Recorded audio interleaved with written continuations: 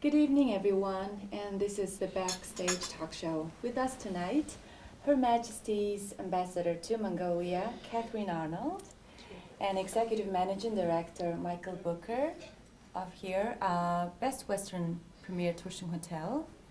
And also we have Executive Director of Wagner Asia Group, Steve Potter. And also we have Chris Hurd from IARUDI Consulting here in Mongolia. Hello. Okay, thank you for accepting our invitation. How you doing? Good, good, yes. Okay, our guests have one thing in common. They all come from Great Britain. So we will be discussing business, current affairs, and cultures and food in Mongolia and also in UK. And we would be also discussing about their influences here in Mongolia. Please welcome. Thank you. Thank you, thank you. So Great Britain became the first Western country to actually establish the diplomatic relation, and now we are celebrating the 53rd anniversary this year. So I have a very small experience in food in Britain, so I don't know how long do Mongolian people know about the British food, but would you like to start explaining some of the food we have here? Yes, of course. Well, firstly, it's a real pleasure to be on the programme this evening, and thank you very much indeed to Mike and the Tuushin Hotel for putting on this great British breakfast. I always think that too few people around the world know how good British food can be, but most people have experienced a British breakfast. As you can see on the plate, the classic British breakfast will involve sausages, mushrooms, fried eggs, bacon, hash browns, tomatoes, fried bread, baked beans, which are always very important. Sometimes they'll even include something called a black pudding, which is a sort of blood sausage. My favourite part, which I'm really looking forward to today, is the sausages. Those are traditional British sausages. They have slightly more wheat content than a continental European sausage. In my opinion, that makes them tastier. But I would love more Mongolians to try them. Delicious. They're actually made in Mongolia, these sausages from Mongolian meat, and served every day, I think, at the Tuushin Hotel.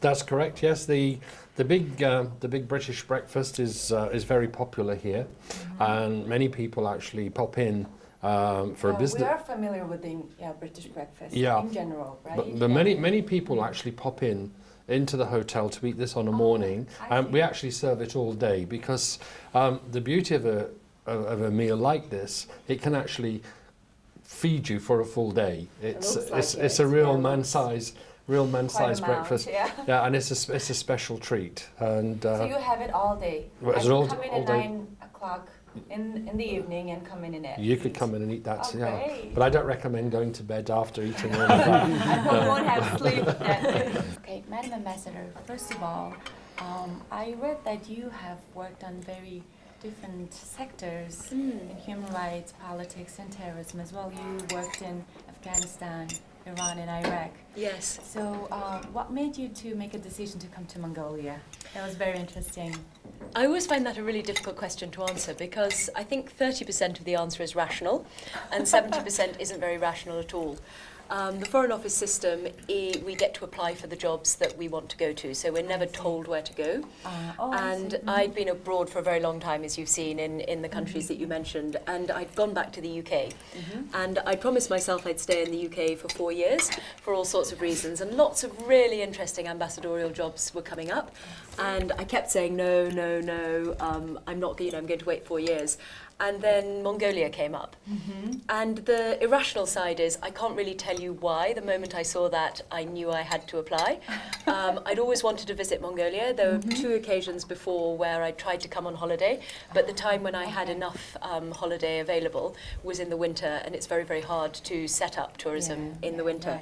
So partly it was because your country has a very, very positive mental image in the UK. We imagine the beauty of your country, the horses. I love riding, I love open spaces, I love countryside. So a lot of this was a personal, immediate response. But actually, the more I learned about your country, the more I thought this would be an incredibly interesting opportunity. As you know, I've spent a lot of time in countries which are suffering from conflict or post-conflict. And I really wanted the opportunity to work in a country which is peaceful and where you have such extraordinary economic promise and opportunities, and your development is happening very, very quickly. And I think because of our long bilateral relationship, there are so many different ways that the UK and Mongolia can work together to realise that future for your country. So for me it was partly personal, but partly because I think this is an extremely exciting country for an ambassador to work in. So now that you're here for about a year, right?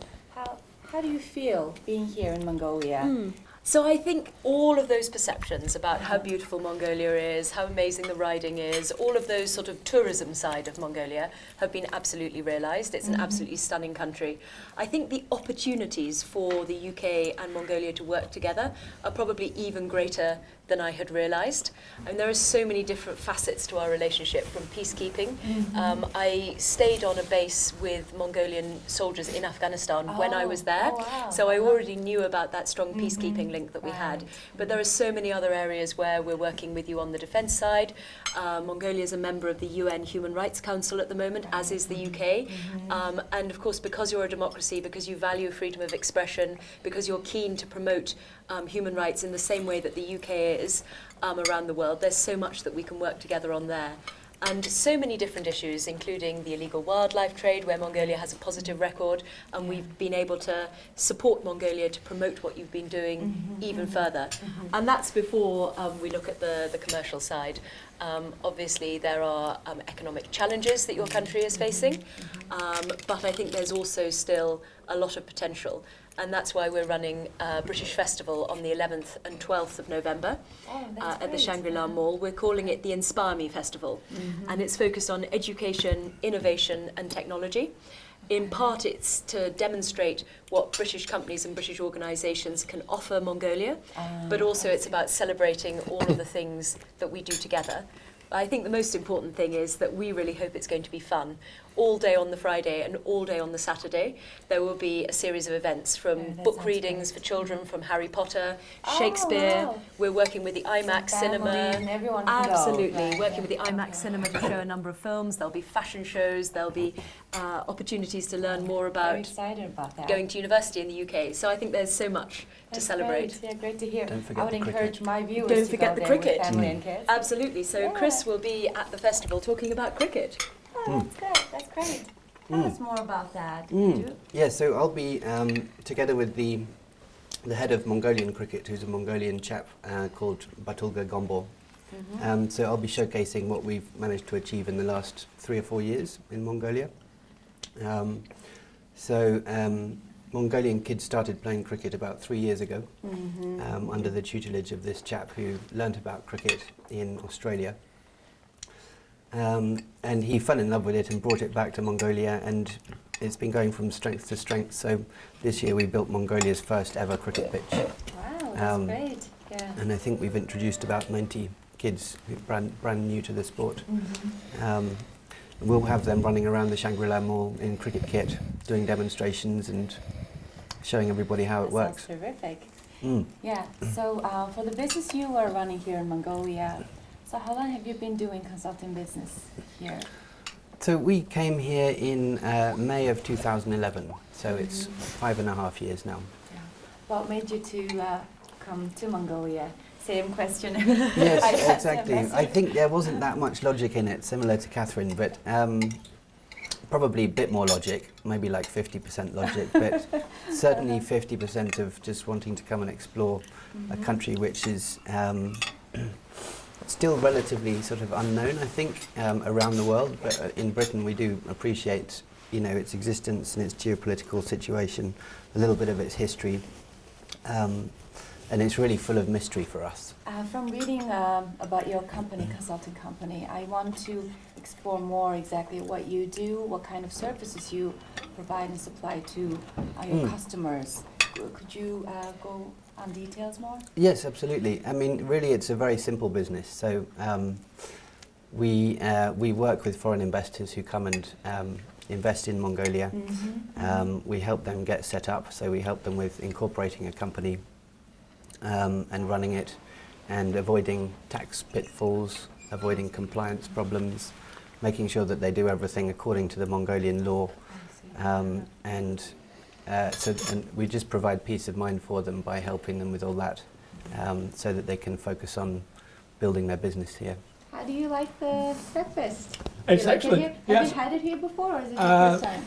No, I've had breakfast here a number of occasions because we often have visitors who are coming in on business stay at the hotel. So many times I finish up, picking them up in the morning and coming in Having early so I can breakfast, yeah. enjoy the breakfast. Yeah. Great. So, would you cook this breakfast at home? Yes. Yeah. It's interesting you should say that because I'm actually married to a Mongolian lady, Oh, okay. and our weekend ritual now is that Sunday breakfast is my responsibility. So she often gets treated to something not quite as good as this, but at least I try. Yeah. Lucky lady that. She is. Yeah. So I have read your circum vitae and learned a lot about you. Oh, and that I hear sounds that ominous. you have enormous experience in the field, in mining field, and you worked for Wagner Asia Group for some time. Yes, actually, Mongolia was the first time I joined Wagner as a company. Oh, I see. But I've worked for, we represent Caterpillar who manufacture mining and construction and infrastructure equipment. And the way their business model works is that in each country around the world, they typically have a national, what they call a dealer, a distributor. Right. So I've spent most of my life working for those types of companies, representing Caterpillar in different parts of the world. I've also spent a short time working for Caterpillar themselves. I'd always told my mother when I was growing up, I really wanted to be a truck driver. Which she was, she was appalled, what the hell do you want to be a truck driver for? So when this opportunity to join the Caterpillar dealer in the UK came up, they had trucks, so not on highway trucks, but anyway, they had trucks. Related to trucks somewhat. And really from the get-go, I got involved in mining, because at that time, the mining industry in Britain was a lot bigger than it is today, especially the coal industry and the surface mining industry. So that was my first introduction to mining. Then I went from there 10 years in the Middle East, and really no mining, it was more oil and gas and construction. Then came to Asia and started in Southeast Asia, in Indonesia, just at the time that Indonesia's mining industry was growing a little bit like the industry is growing in Mongolia today. I got a phone call saying, there's a job in Mongolia. I thought, Mongolia? Oh, that sounds exciting. It is exciting. So I put my hat in the ring, as it were, and it was interesting because I had a phone call with Bruce Wagner, who's the president of Wagner in Denver, in Colorado. And he said, well, Steve, I think we need to meet in Mongolia because Mongolia is very different. I said, Bruce, it'll be my 13th country, I think. They're all very different. So why don't you and I try and agree that we're on the same page before we spend money and fly 2/3 of the way across the world to Mongolia. And he, throughout the period we were negotiating, the offer was always there. Why don't you go and see first? And I said, no. I said, I guarantee there'll be things I really like about Mongolia, and there'll be things I don't like so much, and I'll manage those and I'll enjoy the bits I like. So my plan was to come for 3 years. And then I met this Mongolian lady, and that rather changed plans. So I've now been here 5 and likely to be here for a lot more. That sounds good. It's great. I'm glad you stayed here. Yes, So about the business, how do you see mining business now, from now to the future, and now that you know the last 5 or more years here, how it was here? So. The mining industry is really going to be the engine of the Mongolian economy. I think long term, everyone wants to see a sort of broad-based, diverse economy. But we've got to realise that Mongolia is a very small country in terms of population, so the domestic market is small, so, which brings some limitations for certain types of businesses. And mining tends to be cyclical, and super booms are they're very good. But they also tend to bring, people get fat and lazy, basically. And that's what happened to the mining industry. It got fat and lazy. And so when commodity prices start to settle down, of course, there's often a knee-jerk reaction from the industry, which is to take cost out of everything. And that's what we've been going through. So that's something that Mongolia could do nothing about. It was just unfortunate. I think the areas where Mongolia can do things about is that at the moment one of the challenges Mongolia has as an exporting nation of commodities is it lacks some of the basic infrastructure it needs, particularly rails into China and then and beyond, because commodities generally are delivered in large quantities, in tons or millions of tons, and trying to do that by road transport is challenging and it's expensive, and it means you're not competitive. So the rail infrastructure has got to be developed. I think in the next 4 years we're going to see Mongolia start to grow again. I don't think it's going to be like it was in 2010, 2011, and in fact I'm not even sure it needs to be, because 15-17% growth is great, but it's not really sustainable. It brings a lot of challenges. I think if we see a more gradual increase in GDP growth, that will actually be more sustainable. I think it'll take them a couple of years to get things sorted out economically and stabilise and get some of the debt problems resolved, and then they've got a chance to start growing the economy. And I think mining is going to be dead central to that. Because if we can generate the revenues from mining, then we can start to develop things like agriculture and industry and the tourist, the hospitality business, and the whole thing. But mining is going to be the engine that does that. Well, sounds promising. So that's all we need to hear today. So everybody's talking about economic crisis and everything is in downturn, but at least we see promise in the future. It's a good thing. So thank you for the breakfast for our host. So it's delicious. It's great. Thank you. So how often do you eat it? Here, you're in the house, so you must be eating it every day. As a whole, very infrequently, but little bits of this, little bits of that, every few days. So I hear that you came here not long ago. Yes, I arrived in April this year. How do you like it here? I find it exciting. I've been involved in travel and tourism since 1969, and I'm sort of a bit of an explorer, and it was really good to be able to come somewhere like this, which I've read so much about over the years, and to actually be here is real exciting and it's fun. So coming here to Mongolia from other country, how do you see the hospitality business in Mongolia?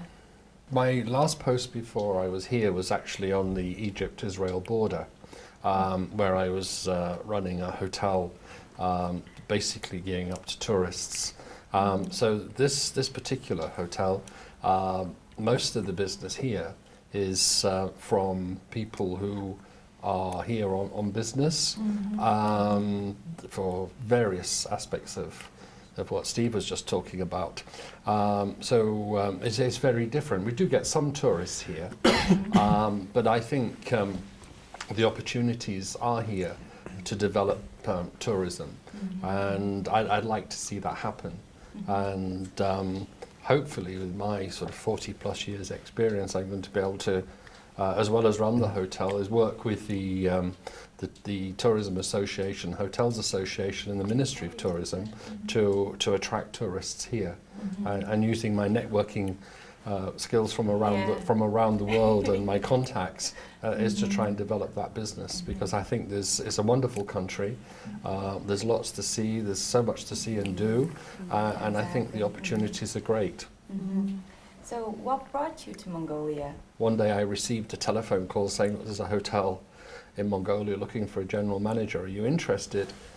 And I said, of course I'm interested, and somewhere different, a new opportunity, and that's the reason I'm in Mongolia. So it will be the first winter that you're going to spend here in Mongolia after a long time in Egypt. Yeah. So are you ready for that? From one extreme to the other. Yeah. I don't know. I went out to Terelj at the weekend, and I didn't realise it was so cold. It will be even colder. Yeah, but it gave me the opportunity to buy one of these big furry hats and sort of look the part. And you're gonna love it. It was great. It was great. In the cold time. Yeah. So. Well, I'm an explorer by nature, and I love to sort of get out and meet the people. I love photography, and the opportunities here are superb. Great. And nice splendid. to hear. Yeah.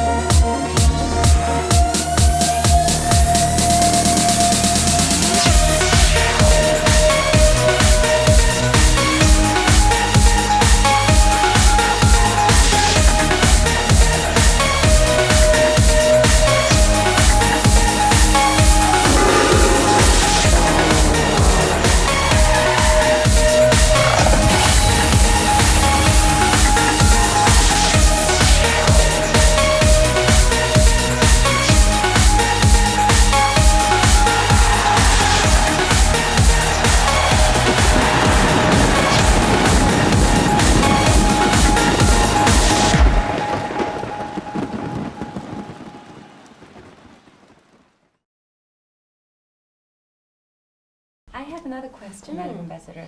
I see that you are announcing a scholarship through your website. I saw that, and please tell us more about that. Do you do that often, or how much opportunities do Mongolians have to go to schools in the UK? Well, I think there are sort of two answers to that question. Yes, the scholarship application is currently open. It's called the Chevening Scholarship, named after the house where the Foreign Secretary lives in the UK. And it's actually a global programme. Available in Mongolia. The application is once a year and it closes very shortly. So if anyone watching this wants to apply, please do go to the website straight away. It's for master's programmes, and generally we look for people with a little bit of work experience so that they can really benefit from the additional expertise and education that the UK offers. It's also a great way to improve your English language. The UK is one of the best places in the world to get an education. The recent global university rankings, Oxford University in the UK came top. I have mixed feelings about that because I went to Cambridge, and I don't know if you know, but there's a bit of a rivalry between the two. But of course Cambridge was in the top 5 as well. The UK actually has 96 of the top 1,000 global universities, which is the largest by a very significant margin in Europe. So in terms of excellent quality of education, it's fantastic. But as I always say to people, people sometimes complain about how much it costs. But actually in the UK, most of our undergraduate programmes are only 3 years, and most of our master's programmes are only 1 year, which makes them both 1 year shorter than in many countries in the world. So overall, you get excellent education, and you actually probably pay less, because all your living expenses, etc., are only for 3 or 1 year quite often. And also, of course, the UK is in the heart of Europe. There's all that opportunity to explore other countries outside the UK, as well as, of course, exploring the 4 countries that are within the UK, being England, Northern Ireland, Scotland and Wales. That's great opportunity. Viewers, I recommend for you to go right away to the embassy website, and if you're interested, go ahead and apply to the scholarship program. Schooling yes. Scholarship program. So for the scholarships, yes, please. For the scholarships, do you allow them to work in the UK afterwards, or do you ask them to come back to the countries and work? Is there a requirement? So for us, that's actually very important, globally as part of the Chevening Scholarship, because one of the things we really don't want to do is take all your most talented students and then put them into the UK economy rather than your own economy. So actually one of the requirements of the Chevening Scholarship is that you have to come back and bring that expertise back into your own country to work for the future of the country that you come from, so in this case Mongolia. But of course, being part of this global network, every country in the world has Chevening scholars. It means that you're not only developing networks in the UK you can use, but actually a global network. That's a great opportunity. Yeah. So you told me earlier about the investment meeting in the UK, Invest Mongolia. Is it Invest Mongolia or? So it's a Mongolia Investment Day, and it really goes back to a lot of what Steve was talking about. I mean, like Steve, we see the mining industry and the growth of the mining industry in Mongolia as the sort of beating heart that will enable the rest of the opportunities here, education, innovation, agriculture, tourism, to really thrive and develop. So we sort of focus as an embassy on 3 rough areas in terms of our cooperation with Mongolia. The first is to support Mongolia to attract foreign investment that you need into the country. And that's why we're running Mongolia Day in the margins of Mines and Money, which is Europe's largest mining investment conference. We'll be doing that in conjunction with Minex, which is focused on Central Asia. And what we hope to do is those investors who in the UK are perhaps already active in Kazakhstan, already active in Azerbaijan, but for whom it will only be a short step to come to Mongolia, they will be coming to the Central Asian morning, and we very much hope that they will also stay on to the Mongolia afternoon and learn more about the opportunities that are available there. So that investment side, helping to get British investors and wider global investors into Mongolia, is key. We also, the second strand is expertise, and that's where the festival will come in, a lot of the partnerships between British companies, between British experts and Mongolian experts and companies. And then the third is wider capacity development. I mean, I'd be very interested in what Steve thinks, but our view, and the view that's shared with many Mongolians whom I speak, is that responsible companies can't operate effectively unless there's an environment which allows that to happen. What I mean by that is transparency, legal environment, public engagement, positive public engagement. So we actually run a number of programmes every year funded by the British government to support this. This year we're running one through Transparency International, which will help to identify potential problem areas in terms of corruption so that they can be solved, and another that we're running this year through UNDP, which is about engaging communities to support responsible mining. Great. For the Mongolian companies who would like to get involved for the festival and as well as the Mongolian Day in the UK, yes. What are the requirements, or how can they get the information about it? So the festival is easy. Just come to the Shangri-La Mall on the 11th and 12th of November. Embassy staff will be there all the time. British companies will be represented. We'll also be announcing a programme on our Facebook page. So look up the British Embassy Facebook, that's UK in Mongolia. have a look at my Twitter account, which is @HMA Arnold, and we'll also be promoting the programme. So come to experience more about what we're doing in the mining sector, but as I say, come and enjoy some British culture at the same time and have fun. Yeah? On the investment day, the best way would be to contact the embassy. The way to do that is on our website. But we have loads of different services that are free for Mongolian businesses that I would encourage people to join. For example, we have a free international web service where if any Mongolian company is looking for a potential British expert or British product, it doesn't matter whether it's somebody looking to procure sausages or someone looking to procure a Land Rover or someone looking to procure accountancy services. You can come to us as the embassy, tell us what you're looking for, and free of charge we will put that onto this web service, and literally tens of thousands of British companies and experts will see that advertisement and be able to connect with Mongolian That companies. is great to hear. I don't know how much people know about that. Now people would get a chance to know. I'm glad to hear that. Yeah, I think, let me pick up on something that the ambassador said. You know, I think if you look at the legal framework in Mongolia, it's relatively comprehensive. The challenge is how that gets actually implemented into day-to-day business life and so on. Yeah. And I think you know, part of the challenge that Mongolia's faced, having made a very bold and brave decision to become a democracy, you know, back in 1991 and so, in a part of the world where there really aren't too many, even today, and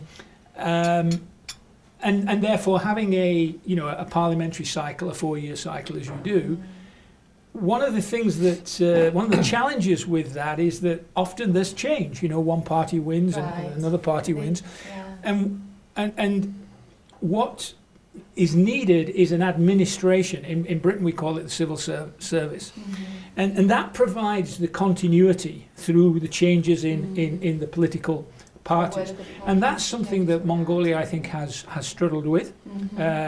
And so if you get a consistency in the way the administration of the country runs, that is something that investors look for. You know, it's interesting, you can go into one country where the rules are very tight, and you can go into another country where the rules are more forgiving, let's say. Investors will adjust to either, providing they stay consistent. It's consistency that's important. Where it gets difficult is when, you know, out goes one government and suddenly it's all change, right the way down. It's very, very difficult. You know, and as a company, we've been here since 1996, and we've seen this and wrestled with it, and it's still an ongoing problem. And I think it's one that's been recognised, but it's like everything else, you know. The first part is recognising the issue, that you've got an issue, and then of course you've got half a chance to start resolving it. You know, and because you know, democracy as a system it can be rather messy, especially from a business point of view. Over the years, over the centuries, it's proven generally to be the best system that's out there. Is it perfect? No, it's not. I mean, you know, you take a country like the United Kingdom, where democracy is, you know, it's one of the longest established in the world. It's still not perfect. We still have our challenges, even after hundreds and hundreds of years of trying to work on it, let alone just 20. So. But that's an area that I think that if Mongolia can start to get to grips with, and I think this is where education and particularly scholarships, so that Mongolians going abroad can experience living in that type of environment, learning some of the detail, and then bringing that expertise back and applying it is where the country will benefit, you know. And I think, I mean, I couldn't agree with Steve more. I started my career in the financial sector. I only stayed there for a couple of years, but I was focused quite a lot on risk and business risk and capital requirements for banks, etc.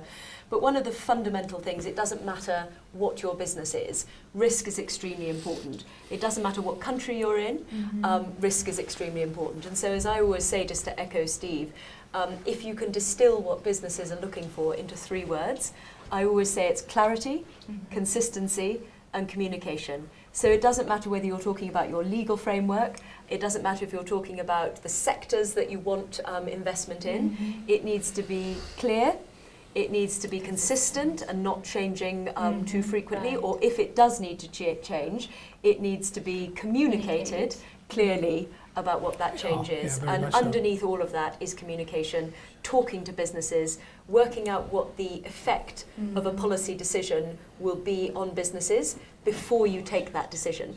I mean, all governments take policy decisions that businesses don't like. Yes. But you need to know what the risks are before you do that, so Right. that you as a government can also appreciate those risks. And quite often, businesses will be aware of problems that can arise that civil servants like myself wouldn't even have imagined. And it enables that dialogue to take place so that you as a government deliver the best possible economic environment to grow the economy of your country. Yeah, Right. but we find as a foreign company that working through, business associations like Business Council, or in our case as well with the American Chamber, because obviously many of the products we bring in are from US companies, and actually those two organisations have worked quite closely together on this. So that's an encouraging sign that is starting. The government is starting to say, oh, hang on, now we've got to really understand what the implications are going to be for everyday business before we make a change. Yeah. So Chris, working with the investors, do you hear these kind of problems or any hiccups on the legal framework from the investors, or do you try to solve their problems for them? How do you work, like, within these kind of Yes, situations? it's very interesting as an advisor in this framework, because you can't give 100% concrete advice because things aren't necessarily interpreted in the same way by all the different authorities. And also some of the laws are not quite developed enough to cater for all the different situations that can occur. So really you have to explain where there is inconsistencies, and you have to explain the possible risks and leave it up to them to make the ultimate decision. And I totally agree that if it were a little bit clearer or more consistently applied, then it would be much easier for them to say yes, let's do it. But I would also say that since I've been here, that I've been working with lots of Mongolians, both on the client side and on our side as well. I think Mongolian people, incredibly talented, very driven. They're certainly capable of sorting out the problems with the civil service, given the chance, and all the other different ways they need to get going. So that's a very positive thing, and I've got no doubt, combined with the natural resources and the people, that the future's bright. Great. So besides the mining sector, I think the tourism is one of the biggest sectors, could be developed greatly in Mongolia. I think the future is good if we just have some little bit of direction, little bit of expertise from outside, and I think the potential is great. Yeah, last year, well, a couple of years ago, there was a ITB International, what is it Berlin. called? Yeah, ITB Berlin. Yeah, Berlin, ITB in yeah. Berlin. And what I heard, I went there with the colleagues of mine, and I went there and I heard a lot of feedback saying, okay, you do a lot of promotion and you make your country look good, but when you get there, the hospitality isn't as expected. I think some of the tourist agencies overseas need to be a little bit more broad-minded. You can, if you want really developed countries, where you have all the little extras. There are plenty of places you can go to, but then they're over-commercialized. I mean, you come to Mongolia, you see a real country, you see real people, and if you spend the night in a ger, you go to the national parks, to the lakes, you're seeing something that isn't available in many other countries of the world. And to be quite honest, and so be very blunt here, that if they're looking for hot and cold running water in a ger, satellite television, electric shavers, well then Mongolia isn't the place for them, and that's not necessarily the right people to come to Mongolia. We want people to come here who will live the country, breathe the country, and accept it for what it is. But let's not spoil it. Let's make Mongolia, let's sell it as it is, because it's a superb country, it's beautiful. As far as hospitality goes, the people couldn't be more hospitable. It's great, and it's a question of getting the message across. And the Ministry of Tourism gave me a little pin at the recent United Nations WTO event, and it said Mongolia, nomadic by nature, and we don't want to want to change that. We certainly don't want to change it and spoil it. People to experience that. Experience If I can real give you an Mongolia. anecdotal example of this, like Catherine, I like riding, horse riding. I see. And my president back in the United States is a very keen horse rider. So when I was over there a year ago, he said, Steve, let's go riding. So we're out this is in Colorado, and it's beautiful. And we're essentially in the middle of nowhere. And I said, oh, where are we going? He said, well, we're going up to that, over that pass. So I said, okay. So I said, so we go that way? He said, no. He said, this is all private land, we've got to go around, otherwise, we'll probably get shot or whatever. Whereas in Mongolia, you say, I want to go over there, and you go straight. And that's one of the beauties of Mongolia. I mean, and you don't, and I agree, you just don't want to lose that. It's glad you see it that way. And I think there are all sorts of innovative ways of simultaneously encouraging and promoting tourism while also retaining the traditional nomadic nature. One example I think is fantastic is there's a British company called What 3 Words, which is a tech company that's created a very, very easy way to map the entire world. They formed a partnership with Mongol Post and with a number of other companies. So basically means any ger in the entire country now has got an address.